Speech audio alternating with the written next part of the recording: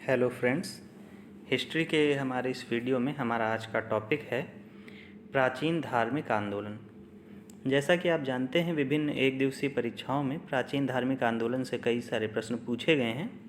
उनमें से कुछ महत्वपूर्ण प्रश्नों का आज हम लोग अध्ययन करते हैं। तो अगर देखा जाए प्राचीन धार्मिक आंदोलन के बारे में, तो छठी शताब्दी में सबसे पहले अगर इसकी शुरुआत देखी जाए, छठी शताब्दी में मगध राज्य से साम्राज्यवादी और धार्मिक गतिविधियों का केंद्र दिखा। ठीक, तो इससे पहले वैदिक काल था। वैदिक काल के बाद में जैसे धीरे धीरे साम्राज्यवादी गतिविधियां बनती हैं, सबसे पहले मगध एक सुदृढ़ और संपन्न राज्य के रूप में बनता है। तो साम्राज्यवादी और धार्मिक गतिविधियां का केंद्र जो था वो मगध बना। सबसे पहले कौन बना? मगध बना। और जैसा कि हम लोग जानते हैं, यही वो समय था जब जैन धर्म, बौद्ध धर्म ये विकसित हुए। और जैन धर्म, बौद्ध धर्म से विभिन्न एक दिवसीय परीक्षाओं में बहुत सारे प्रश्न पूछे जाते हैं, जैसे कि जैन धर्म की स्थापना किसने की थी? तो जैन धर्म की स्थापना इनके प्रथम तीर्थंकर ऋषभदेव ने की थी। तीर्थंकर जैन धर्म में होते थे, जो जैन धर्म से संबंधित शिक्षाओं का ज्ञान देते थे, और जैन धर्म के ज्ञान को ग्रहण करने वाले ही उनको देने वाले तीर्थंकर कहे जाते थे। जैन धर्म की स्थापना ऋषभदेव ने की थी, जो उनके पहले तीर्थंकर थे। और इसी तरीके से क्रमिक रूप से कुल 24 तीर्थंकर हुए हैं। उसके बाद जैन धर्म में तीर्थंकर पद समाप्त कर दिया गया। जैन शब्द की अगर बात करें तो जैन संस्कृत भाषा का शब्द है, जिसको जिन कहते हैं, और जिन का अर्थ होता है विजेता। कहने का अर्थ ये है कि इन्होंने अपनी इंद्रियों को विजित कर लिया है। जैन धर्म से संबंधित शब्द है त्रिरत्न। बहुत बार प्रश्न में पूछा जाता है, लोग बौद्ध धर्म लगा देते हैं, वहाँ त्रिपिटक होता है। जैन धर्म में त्रिरत्न है, जिसमें सम्यक ज्ञान, सम्यक दर्शन और सम्यक आचरण आता है। कुल कितने तीर्थंकर हैं जैन धर्म में? तो कुल 24 तीर्थंकर हैं। कितने हैं? 24।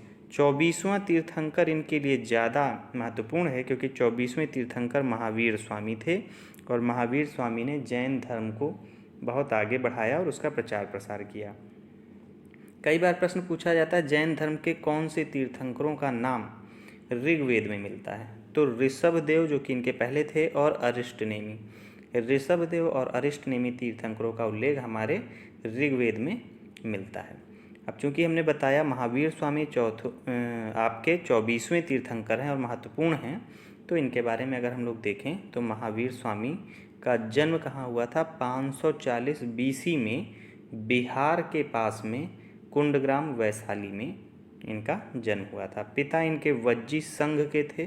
संघ मतलब जो छोटा छोटा कबीलों, राज्यों से मिलकर के बनता था राज्य, वो संघ बन जाता था। तो पिता का नाम इनके सिद्धार्थ था, वज्जी संघ से थे।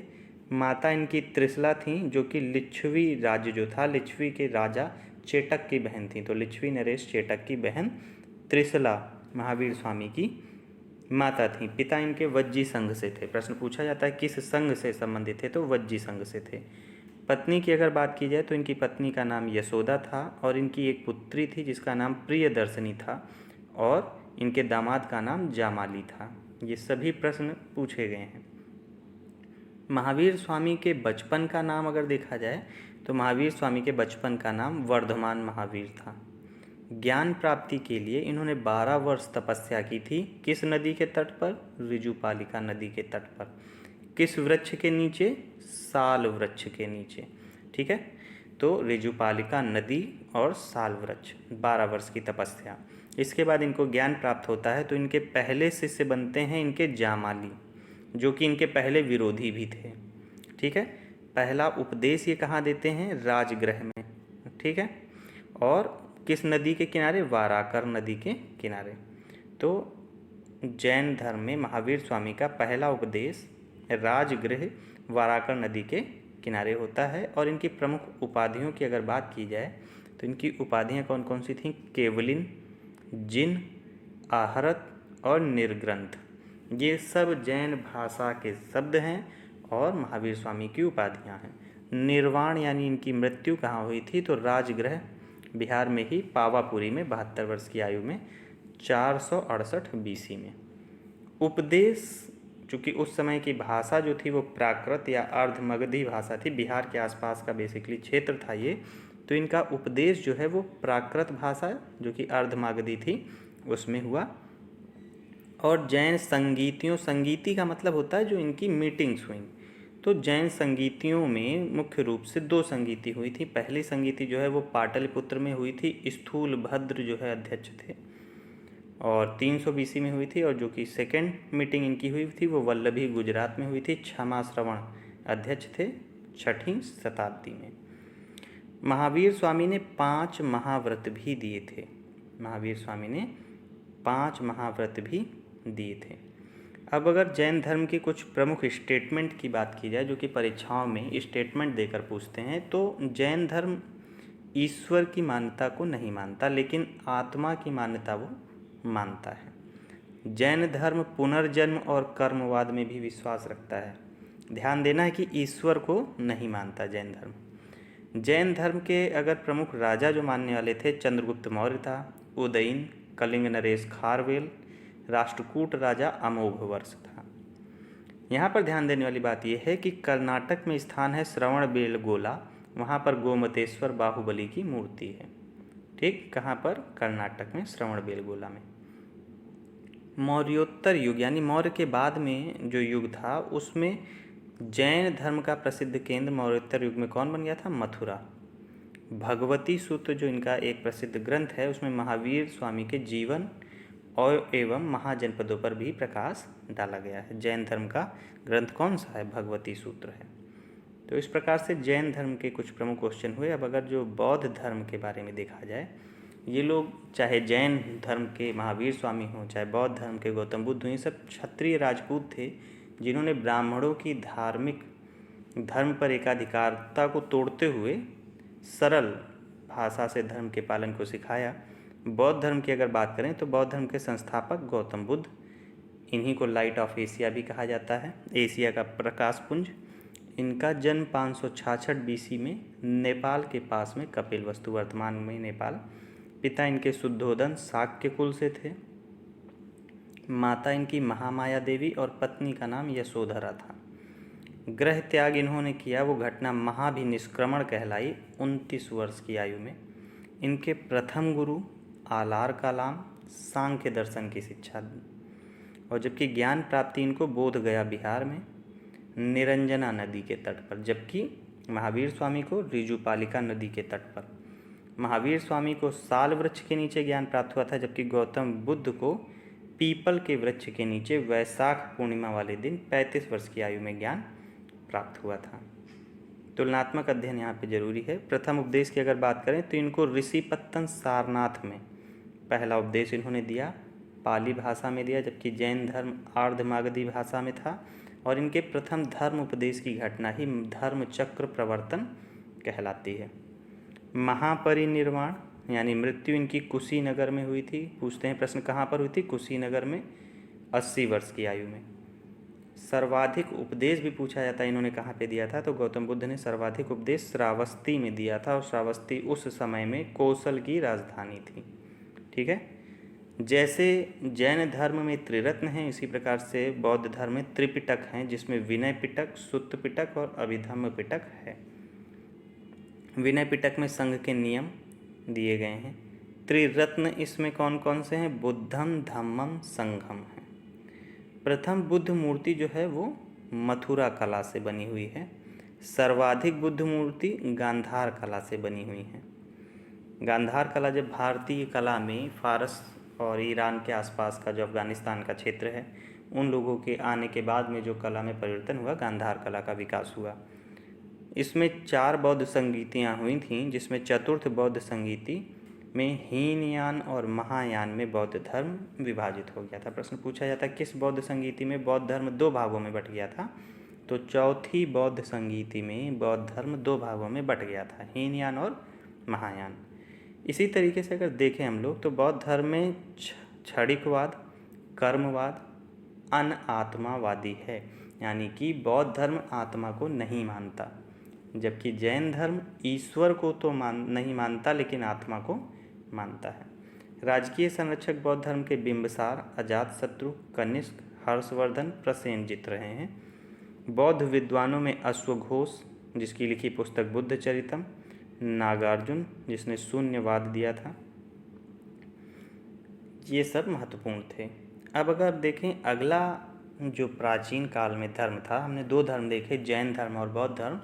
अगला है भागवत धर्म, इसी को वैष्णव धर्म भी कहते हैं और इसका केंद्र क्या था? मथुरा। प्राचीन काल में मथुरा विभिन्न धर्मों के लिए एक प्रमुख केंद्र था। तो भागवत धर्म में भी मथुरा प्रमुख है, बौद्ध धर्म में भी और जैन धर्म में भी। भागवत धर्म के प्रवर्तक वासुदेव कृष्ण को माना जाता है, जो कि वृषण कबीले के थे। कृष्ण किस कबीले के थे? वृषण कबीले के थे। विशेषता क्या है भागवत धर्म की कि ये अवतारवाद की संकल्पना पर है, जिसमें भगवान कृष्ण के कई अलग अलग अवतारों को माना गया है। विष्णु का दशावतार का उल्लेख भी मत्स्य पुराण में मिलता है। ठीक है, तो इस तरीके से भागवत धर्म हुआ। और इसके बाद शैव धर्म आता है। शैव धर्म के मानने वाले नैनार कहलाते हैं, विष्णु धर्म के मानने वाले अलवार कहलाते हैं। तो शैव धर्म कुषाण शासकों की मुद्रा पर शिव और नंदी का अंकन है। कुषाण शासक शिव और नंदी के अंकन को अपनी मुद्राओं पर छापते थे। इसमें शिव की उपासना, लिंग पूजा का प्रथम साक्ष्य किससे मिलता है? मत्स्य पुराण से। एलोरा मंदिर कृष्ण प्रथम राष्ट्रकूट शासक ने बनवाया था। और इसी तरीके से सोमनाथ मंदिर जो है वो भीम प्रथम चालुक्य वंश ने बनवाया था। इसी तरीके से अगर हम देखें राजराजेश्वर मंदिर या बृहदेश्वर मंदिर, ये चोल राजा राजराजा प्रथम ने तंजौर में बनवाया था। एक बार फिर से अगर जो देखें, चूँकि ये महत्वपूर्ण है, तो एलोरा मंदिर कृष्ण प्रथम ने बनवाया था, राष्ट्रकूट शासक है।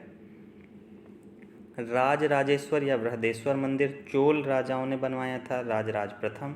इसी प्रकार से सोमनाथ मंदिर बहुत ही महत्वपूर्ण है, जो कि भीम प्रथम ने बनवाया था, वो चालुक्य वंश का शासक था। अब अगर जो हम लोग देखें इस्लाम धर्म, चूँकि इस्लाम धर्म का भी उदय हो चुका था, तो इस्लाम धर्म के संस्थापक हजरत मोहम्मद पैगंबर, इनका जन्म 570 ईस्वी में मक्का में हुआ था। इनका धार्मिक ग्रंथ कुरान है अरबी भाषा में, और इनकी मृत्यु 632 ईस्वी में मदीना में हुई थी। इस्लाम धर्म का इसलिए पवित्र स्थान मक्का और मदीना है। इसी क्रम में अगर हम आगे देखते हैं तो ईसाई धर्म आता है। ईसाई धर्म के संस्थापक ईसा मसीह हैं। ईसा मसीह जो शिष्य थे इनके प्रथम, वो पीटर और एंड्रयूज़ हैं। ईसा मसीह का जन्म जेरूसलम में हुआ था। ईसाई धर्म का प्रमुख धर्म ग्रंथ बाइबल है। और अगर पारसी धर्म की बात की जाए तो इनमें पैगंबर चलते हैं, इस्लाम धर्म की तरह ही। इनकी प्रसिद्ध पुस्तक जो होती है वो है जेंदा अवेस्ता। ईश्वर को अहूर इसमें कहा गया है। और इनके देवता जरथुष्ट्र जो हैं वो ईरानी थे। और इनको मानने वाले, पारसी धर्म को मानने वाले अग्नि पूजक भी कहे गए। क्या कहे गए? अग्नि पूजक भी कहे गए। कई बार परीक्षाओं में गौतम बुद्ध के जो प्रतीक हैं उनके बारे में भी पूछा गया है। जैसे उनके जन्म का प्रतीक है कमल एवं सांड गौतम बुद्ध के जन्म का प्रतीक है, और ग्रह त्याग का प्रतीक है घोड़ा। इसी प्रकार से ज्ञान प्राप्ति, उनको पीपल या बोधि वृक्ष जो है वो ज्ञान प्राप्ति का प्रतीक है। निर्वाण उनके पद चिन्ह का प्रतीक है, और मृत्यु का प्रतीक स्तूप है। तो स्तूप जो होते हैं वो मृत्यु का प्रतीक हैं। जैन धर्म के तीर्थंकर के बारे में भी प्रश्न पूछा गया है। तो पहले तीर्थंकर, उनका प्रतीक सांड, नाम ऋषभदेव। दूसरे तीर्थंकर अजीतनाथ, हाथी उनका प्रतीक है। इसी तरीके से तीसरे संभवनाथ, घोड़ा। और सातवें हैं स्वास्तिक प्रतीक है पार्श्व का। 16वें हैं शांतिनाथ, उनका हिरण है। नेमिनाथ हैं, उनका नील कमल है। अरिष्ट नेमि 22वें हैं, इनका शंख है जिसका उल्लेख ऋग्वेद में दिया गया है। पार्श्वनाथ 23वें हैं, पार्श्व मतलब सर्प हो जाएगा। महावीर स्वामी 24वें हैं, जिनका प्रतीक सिंह है। तो महावीर स्वामी और ऋषभनाथ, अजीतनाथ ये महत्वपूर्ण हैं। 2 जैन तीर्थंकर ऋषभदेव और अरिष्टनेमि का नाम ऋग्वेद में मिलता है। अरिष्टनेमि को भगवान कृष्ण का भी निष्कर्षक माना जाता है। इस तरीके से अगर हम देखें, 4 जो बौद्ध संगीतियाँ, बौद्ध सभाएं हुई थी। पहली बौद्ध संगीति जो हुई थी वो 483 ईसा पूर्व में हुई थी राजगृह में। महाकश्यप इसके अध्यक्ष थे, अजातशत्रु के शासनकाल में हुई थी। ये पूछी जाती हैं। दूसरी 383 ईसा पूर्व में सबकामी अध्यक्ष थे, कालाशोक राजा था। तीसरी बौद्ध संगीति 255 ईसा पूर्व पाटलिपुत्र में मेगालिपुत्तस अध्यक्ष था और अशोक इसके शासनकाल में। चौथी जो थी वो प्रथम शताब्दी में हुई थी, कुंडलवन जगह पर, वसुमित्र या सुघोष इसके अध्यक्ष थे कनिष्क के समय में। इसकी अगर एक ट्रिक देखी जाए तो अगर हम लोग स्थान को देखें तो स्थान के लिए क्रम से याद कर लें RVPK। RVPK, आर मतलब राजगृह, वी मतलब वैशाली, पी मतलब पाटलिपुत्र, के मतलब कुंडलवन। तो पहली RVPK 1 2 3 4, 1 2 3 4, ये तो स्थान के बारे में हो जाएगा। इसी प्रकार से अगर अध्यक्ष का हमको क्रम देखना हो तो हम लिखेंगे MSMV, यानी कि महाकश्यप, सबकामी, मोगालिपुत्तस, वसुमित्र। महाकश्यप, सबकामी, मोगालिपुत्तस, वसुमित्र। तो ये क्या हो जाएंगे? अध्यक्ष हो जाएंगे। और इसी प्रकार से अगर हम शासक को देखें तो हमको लिखना है अ यानी AK, यानी कि अजातशत्रु, कालाशोक, अशोक और कनिष्क।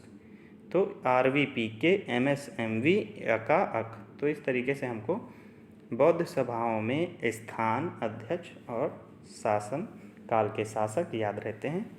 तो इस प्रकार से हमने आज प्राचीन धार्मिक आंदोलन और प्राचीन धर्म का अध्ययन किया। अगर आपको वीडियो अच्छा लग रहा है तो चैनल को लाइक और सब्सक्राइब जरूर करें। Thanks all of you.